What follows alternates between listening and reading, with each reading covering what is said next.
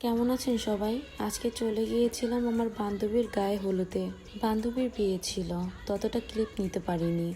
যতটুকু ক্লিপ নিয়েছি আপনাদের সাথে শেয়ার করলাম। গ্রাম্য পরিবেশে বিয়েগুলো খুব মজার হয়। সবাই আনন্দ উল্লাস করে নাচানাচি করে, গান গায়, কত কিছু। এই বাড়িতে বুড়া দাদি আর নানি থাকে, কথাই তো নেই। কোনো দিনের গীত গায়, তারাই বিয়ের অনুষ্ঠান মাতিয়ে রাখে। যাই হোক, সবাই ওর জন্য দোয়া করবেন।